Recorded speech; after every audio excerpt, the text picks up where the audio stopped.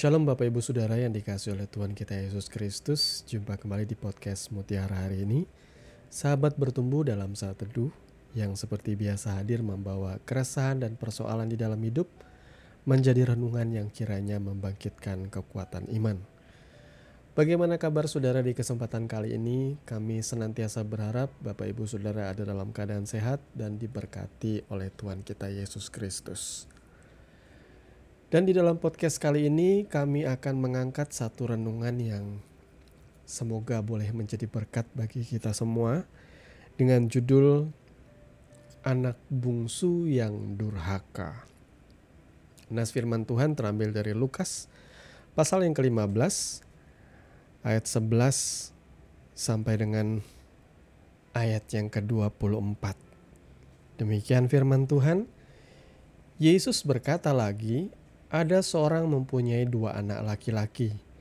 Kata yang bungsu kepada ayahnya, "Bapa, berikanlah kepadaku bagian harta milik kita yang menjadi hakku." Lalu ayahnya membagi-bagikan harta kekayaan itu di antara mereka. Beberapa hari kemudian anak bungsu itu menjual seluruh bagiannya itu, lalu pergi ke negeri yang jauh. Di sana ia memboroskan harta miliknya itu dengan hidup berfoya-foya. Setelah dihabiskannya semuanya, timbullah bencana kelaparan di dalam negeri itu dan ia pun mulai melarat. Lalu ia pergi dan bekerja pada seorang majikan di negeri itu. Orang itu menyuruhnya ke ladang untuk menjaga babinya. Lalu ia ingin mengisi perutnya dengan ampas yang menjadi makanan babi itu, tetapi tidak seorang pun yang memberikannya kepadanya. Lalu ia menyadari keadaannya, katanya, "Betapa banyaknya orang upahan Bapakku yang berlimpah-limpah makanannya, tetapi aku di sini mati kelaparan. Aku akan bangkit dan pergi kepada Bapakku dan berkata kepadanya, Bapa, aku telah berdosa terhadap sorga dan terhadap Bapa. Aku tidak layak lagi disebutkan anak Bapa. Jadikanlah aku sebagai salah seorang upahan Bapa." Maka bangkitlah ia dan pergi kepada bapaknya. Ketika ia masih jauh, ayahnya telah melihatnya, lalu tergeraklah hatinya oleh belas kasihan. Ayahnya itu berlari mendapatkan dia, lalu merangkul dan mencium dia. Kata anak itu kepadanya, "Bapa, aku telah berdosa terhadap surga dan terhadap Bapa. Aku tidak layak lagi disebut anak Bapa." Tetapi ayah itu berkata kepada hamba-hambanya, "Lekaslah, bawa kemari jubah yang terbaik. Pakaikanlah itu kepadanya dan kenakanlah cincin pada jarinya dan sepatu pada kakinya. Dan ambillah anak lembu tambun itu, sembelihlah dia dan marilah kita makan dan bersukacita. Sebab anakku ini telah mati dan menjadi hidup kembali, ia telah hilang dan didapat kembali." Maka mulailah mereka bersukaria. Amin untuk kebenaran firman Tuhan. Bapak Ibu Saudara yang dikasihi oleh Tuhan kita Yesus Kristus, sebenarnya kalau kita mau melanjutkan, ada kisah lanjutannya ya dari pembacaan kita tadi. Masih dari perikop yang sama. Dan lanjutannya itu menceritakan tentang anak sulung yang marah ketika ia melihat anak bungsu kembali. Anak sulung ini juga marah karena ketika si anak bungsu kembali, bapaknya malah mengadakan pesta besar-besaran. Sementara buat dia tidak dilakukan seperti itu. Nah, pada dasarnya nas firman Tuhan ini atau perumpamaan ini disampaikan oleh Yesus untuk menegur orang-orang Farisi dan ahli-ahli Taurat ya. Karena mereka merasa dirinya paling benar. Mereka merasa bahwa mereka sudah begitu taat, mentaati perintah-perintah atau mitzvot yang ada di dalam Taurat. Mereka melakukan dengan setia. Tetapi kesemuanya itu tidak lantas membuat mereka adalah orang-orang yang tidak berdosa. Mereka sama berdosanya dengan adiknya. Cuma mereka merasa tidak memerlukan Tuhan. Mereka merasa dengan kerohaniannya mereka layak untuk masuk surga. Mereka layak dekat dengan Bapa. Padahal mereka sama saja berdosanya. Itu adalah teguran Yesus bagi ahli Taurat dan orang-orang Farisi yang pada waktu itu mencibir Yesus karena Yesus bergaul dengan orang-orang berdosa. Ya, Yesus bergaul dengan pemungut cukai, Yesus bergaul dengan uh, para pezina, Yesus bergaul dengan perempuan sundal, dan itu membuat orang-orang Farisi menyerang Yesus dengan berkata, wah, kamu tidak sepatutnya bergaul dengan mereka. Tetapi Yesus akhirnya memberikan perumpamaan ini, bahwa orang-orang berdosa itu membutuhkan kasihnya, ya, dan mereka sama seperti anak sulung. Nah, sekarang mari kita fokuskan pandangan kita kepada anak bungsu dulu. Karena kebanyakan kita itu seperti anak bungsu, saudaraku.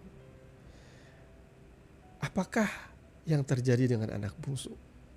Apa yang ada dalam hati dan pikiran anak bungsu adalah apa juga yang kebanyakan ada di dalam hati dan pikiran saudara. Yang saya mau soroti di sini ialah anak bungsu itu selalu memandang bahwa keinginannya itu lebih besar daripada rencana Tuhan. Jadi anak bungsu ini adalah tipikal anak-anak muda kebanyakan yang tidak bisa dikasih tahu. Mereka merasa bahwa pilihannya tuh paling tepat, keputusan hidupnya sudah paling benar. Sehingga mereka memaksakan dirinya, bahkan rela melawan bapaknya, rela melawan Tuhan, demi mencapai apa yang menjadi tujuan dan kerinduan atau keinginan hatinya. Ya, kalau saya boleh sampaikan lebih ekstrim lagi ya, anak bungsu ini tidak seharusnya meminta harta warisan, karena harta warisan itu baru bisa diberikan ketika bapaknya sudah mati. Tetapi ia menuntut selagi bapaknya masih hidup. Itu artinya si anak bungsu ini sebenarnya tidak mengasihi bapaknya. Dan ia mengharapkan bapaknya secepatnya mati. Ia mungkin merasa bahwa aku lebih yakin kalau aku melangkah sendiri. Tetapi ia tidak menimbang, ia tidak memikirkan bahwa bapak ini punya rencana yang baik untuk hidupnya. Kita juga seperti itu kebanyakan. Dalam kita mengiring dan mengikuti Tuhan, kita tuh lebih pengen berkatnya saja. Kita berharap bahwa Tuhan itu mati. Sama seperti ada beberapa penulis sekuler zaman dulu yang berkata, God is dead, Tuhan itu mati. Karena ia mematikan Tuhan dalam pikirannya. Sehingga Tuhan tidak ada lagi, dia katakan. Yang menjadi ateis kemudian, tidak percaya Tuhan, dan hidup kita ini adalah hidup melakukan kebaikan dan moral saja. Tuhan itu tidak ada, seperti itu. Ya. Padahal tidak seperti itu. Tuhan itu ada, saudara ya. Percaya atau tidak percaya, saya adalah orang yang lumayan berpendidikan dan saya percaya Tuhan itu ada. Tuhan menopang alam semesta, Tuhan menjaga, memelihara hidup kami, Tuhan memberkati, melindungi kami setiap hari. Dan itu adalah sebuah keyakinan iman juga tentunya. Nah, si anak bungsu ini beda. Dia cuma pengen berkatnya Tuhan saja. Dia tidak inginkan Tuhan. Dia berharap bapaknya mati. Dia cuma pengen diberkati. Dan setelah ia diberikan bagiannya, harta warisan bagiannya, dia pun menjual semuanya itu dan pergi menjauh dari bapaknya. Nah, ini kebanyakan dari orang-orang yang meyakini bahwa pilihan hidupnya itu paling benar. Dia kecewa dalam mengiring Tuhan. Dia merasa terkungkung mengikuti Tuhan. Dia merasa bahwa apa yang menjadi keinginan cita-citanya tidak kunjung dipenuhi oleh Tuhan. Sehingga dia merasa, Tuhan, aku akan pergi meninggalkan Engkau. Ada beberapa kisah-kisah di dalam Alkitab, orang-orang pergi dari rumah itu karena diusir. Kalau dia mengusir dirinya sendiri, dia pergi dari rumah bapaknya. Ada kisah-kisah di Alkitab mengenai bangsa Israel yang diasingkan menuju ke Babel, menuju ke Persia, ke wilayah bangsa-bangsa lain, karena mereka melawan Tuhan. Lah, anak bungsu ini mengasingkan dirinya sendiri. Dia pergi ke bangsa lain, ke negeri lain, ke negeri seberang. Dia pergi meninggalkan rumah bapaknya. Kebanyakan anak-anak Tuhan yang kecewa dengan Tuhan, merasa bahwa pengiringannya akan Tuhan tidak membuahkan segala sesuatu, saya mau kasih tahu, saudara sedang tidak mengasihi Tuhan. Saudara cuma mengasihi berkat-Nya. Ketika engkau tidak melihat lagi berkat pertolongan penyertaan-Nya, engkau kecewa dan engkau memutuskan, aku mau pergi meninggalkan Tuhan. Aku mau menanggalkan imanku. Aku mau mengikuti cara hidupku saja yang kuyakini. Tuhan, aku yakin kalau engkau kasih aku warisan, aku pergi, aku akan berhasil. Karena dia tuh darah mudanya gak bisa dikasih tahu. Banyak orang-orang muda seperti ini yang tidak bisa dikasih tahu. Diberikan kesempatan, tidak bisa. Mereka yakin. Banyak bapak-bapak juga ya melakukan hal yang sama, atau bapak ibu di luar sana yang bekerja siang malam, overtime, lembur, tidak ada waktu buat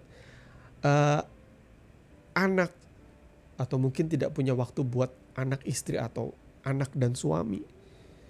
Memang saudara mau mencari cuan, pengen kaya. Tetapi ingatlah, ketika engkau sudah mencapai titik itu, engkau akan menyesali bahwa engkau tidak memiliki waktu bagi anakmu. Engkau tidak memiliki waktu untuk mendidik, membesarkan anakmu dengan benar. Sehingga saya tidak heran ya, banyak berita-berita di sosial media tentang anak-anak orang kaya yang akhirnya melakukan kekejaman, menindas, membuli, bahkan menganiaya, memamerkan harta. Karena mereka cuma dikasih harta, materi oleh orang tuanya, tapi tidak pendampingan, tidak didikan, tidak ajaran yang diberikan, tidak ada waktu dari orang tua. Itu sebabnya ya saya mengerti kenapa alasan akhirnya istri saya memutuskan kalau sudah sampai tiba waktunya dia akan pensiun dan dia mau sama-sama dengan kami sehingga punya waktu yang banyak untuk membesarkan anak kami. Ya karena harta atau materi itu bisa kita cari pelan-pelan saudara ya. Tetapi mendampingi, mendidik anak. Karena selama ini istri saya memang bekerja dari pagi sampai malam, hampir tidak punya waktu buat anak.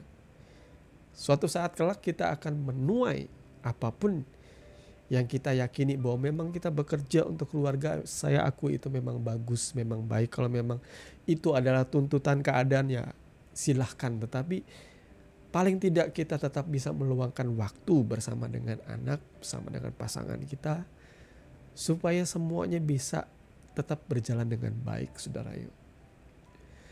Nah, anak bungsu ini akhirnya pergi ke negeri seberang, dan ketika ia di sana ia berfoya-foya. Dia cuma pengen senangnya aja, dia tidak ingin ikut Tuhan.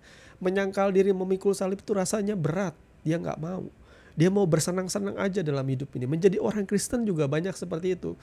Oh ya, menjadi orang Kristen, KTP-nya saja Kristen, tapi hidupnya bersenang-senang. Tidak mau menyangkal diri memikul salib. Korupsi, ikutan korupsi, berdosa, ikutan berdosa, selingkuh, ikutan selingkuh. Tidak ada penyangkalan diri dan lain sebagainya. Tidak ada pertumbuhan rohani dan lain sebagainya. Hanya senang-senang. Akhirnya, apa yang terjadi kemudian? Inilah yang terjadi kepada anak bungsu yang sudah pergi ke negeri seberang. Muncullah bencana kelaparan dan uangnya habis. Sehingga ia jatuh miskin, ia bangkrut. Firman Tuhan katakan. Dan dalam kemiskinannya, ia meminta pekerjaan. Dan saudara tahu pekerjaan apa yang diberikan? Dia disuruh untuk menjaga babi. Menjaga babi itu, saudara tahu, itu adalah pekerjaan yang hina di kalangan orang Yahudi. Karena babi itu kan haram. Kalau ada seorang Yahudi yang mengembalakan babi, itu adalah pekerjaan yang sangat amat rendah di masa itu. Dan saking laparnya, karena ia tidak bisa membeli makanan, ia sampai pengen memakan ampas-ampas makanan babi itu. Dan itu pun tidak diberikan buat dia. Bayangkan, dari ia bersama Bapa dapat kehidupan yang begitu mulia, terhormat, ia kemudian jatuh miskin, bahkan sama dengan babi. Sampai makanan babi aja gak dikasih dengan dia. Berarti dia lebih rendah daripada babi. Itulah yang terjadi bagi kebanyakan saudara yang merasa yakin mantap meninggalkan Tuhan demi keyakinan saudara, ke depan saudara akan menyesal. Dan orang muda biasanya penyesalannya akan terlambat. Mereka akan berkata, aku menyesal. Sama seperti anak bungsu ini, ia pun menyesal, ia teringat. Tapi apa yang dia ingat, dia tidak bertobat di sini, ia belum bertobat. Ia cuma teringat di rumah bapakku ada begitu banyak pekerja, ada begitu banyak pelayan, dan mereka makanannya berlimpah. Masa aku di sini makan makanan babi aja nggak dikasih gitu ya. Lebih baik aku kembali ke rumah bapak. Tapi motivasinya bukan karena ia ingin meminta ampun dengan bapaknya. Ia ingin bekerja dengan bapaknya. Dengan kata lain, inilah kebanyakan orang berdosa lakukan. Ketika ia mau kembali kepada Tuhan, ia menyesal dosa-dosanya, tetapi ia berusaha untuk menebus dosa-dosa itu dengan kebaikan. Ia ingin bekerja untuk Tuhan, supaya yakin diselamatkan. Tapi bukan itu. Ketika ia sudah mempersiapkan ucapannya, ia melatih kalimat-kalimat apa yang harus ia sampaikan dengan Bapa. Dan ia mau bertemu dengan bapaknya, pulang ke rumah bapaknya. Apa yang terjadi kemudian? Dari kejauhan, bapaknya itu sudah melihat. Dan saudara, apa yang dilakukan bapaknya ini? Bapaknya ini berlari mendatangi dia dan memeluk dia. Saudara perlu tahu ya, bagi seorang Yahudi yang terhormat, yang kaya, berlari dengan pakaian yang panjang itu memalukan. Tapi bapaknya ini rela menanggalkan hal yang membuat ia malu itu. Seharusnya orang Yahudi yang terhormat itu berjalannya elegan, pelan. Dan kalau ia berlari, ia harus mengangkat bajunya, bagian bawahnya, dan ia berlari. Demi anaknya ia berlari. Itulah gambaran daripada anugerah dari Tuhan kita. Ketika saudara kembali, ia menyambut saudara. Bahkan ia berlari untuk memelukmu. Dan di saat anak bungsu ini mulai mengutarakan keinginannya untuk bekerja dengan bapaknya, bapaknya tidak banyak ngomong. Menyuruh pelayan-pelayannya datang, mengambilkan cincin, mengambilkan jubah, dan disuruh dikenakan kepada anaknya ini. Dipulihkan relationship-nya, hubungannya. Karena manusia itu diciptakan untuk sebuah relasi. Relasi dengan Tuhan khususnya. Ketika ia sudah melihat bagaimana bapaknya berlari, di situ ia menyadari ia bersalah terhadap bapaknya. Ia dipulihkan dan ia diampuni. Itulah kebanyakan orang-orang Kristen, orang-orang percaya. Ya, ketika engkau menyesali apa yang engkau sudah lakukan, hal-hal yang menyakiti hati Tuhan, maka datanglah dengan kerendahan hati berharap belas kasihan Tuhan semata. Jangan kau berusaha dengan kekuatanmu untuk memperoleh pengampunan itu. Jangan kau berusaha untuk mengiming-imingi Tuhan, berjanji untuk melakukan ini itu. Pelayanan segala macam, tidak usah. Tulus saja datang, Tuhan, aku berdosa terhadap Engkau, ampuni aku. Ampuni aku sudah meninggalkan Engkau. Ampuni aku sudah mengecewakan Engkau. Aku bersalah. Dan saya berharap Bapak Ibu Saudara, ketika mendengarkan firman ini jangan sampai keburu basah. Ya, atau jangan sampai keburu hangus oleh api. Karena saudara bermain air atau saudara bermain api ya. Risiko dari kedua-duanya sama. Satu kebakar, satu kebasahan. Ketika engkau memutuskan untuk mengambil suatu keputusan penting dalam hidupmu untuk meninggalkan Tuhan, ingatlah bahwa engkau akan menyesali keputusanmu itu. Dan ketika engkau kembali kepada Tuhan, ya semoga engkau punya waktu dan kesempatan untuk kembali kepada Tuhan, bertobat kepada Tuhan. Tuhan Yesus memberkati firman-Nya, mari kita berdoa. Bapa, di dalam nama Tuhan Yesus, terima kasih untuk kebenaran firman yang baru saja sama-sama kami dengarkan di kesempatan kali ini. Tuhan, kami mohon kepadamu Bapa, terangi pikiran kami, celikan kami, sehingga kami boleh berbalik kepada Tuhan. Kami boleh menghargai keselamatan yang kami terima dengan cara kami mengerjakan keselamatan itu Tuhan. rela memikul salib, rela menyangkal diri, mengikut Engkau dengan setia Tuhan. Belajar bertumbuh diperlengkapi kebenaran. Dan kami belajar melakukan, mempraktekkan kebenaran firman itu hari demi hari. Tuhan, ampuni apabila kami hanya ingin berkat-Mu saja. Dan ketika kami tidak melihat lagi pertolongan-Mu, berkat-Mu, ketika kami berdoa, Kau seakan-akan terlambat untuk menjawab doa kami. Kami mulai kecewa dan meninggalkan Engkau Tuhan. Ampuni kami Bapa. Kami percaya rencana-Mu, rancangan-Mu adalah damai sejahtera. Banyak di antara kami yang hidupnya saat ini kecewa dengan Tuhan. Karena rumah tangga kami sudah tidak lagi seperti dulu. Karena hidup kami sudah lagi tidak seperti dulu. Dan kami mulai kecewa sama seperti anak bungsu tadi. Kami pergi menjauh meninggalkan Engkau Tuhan. Kami mulai tidak mau lagi beribadah. Kami mulai tidak mau lagi bersekutu. Kami mulai tidak mau lagi berdoa, membaca firman-Mu. Kami mulai menjauhkan diri, mengasingkan diri dari Engkau Tuhan. Dan lambat laun keputusan yang kami ambil membuat kami akhirnya sepenuhnya meninggalkan Tuhan.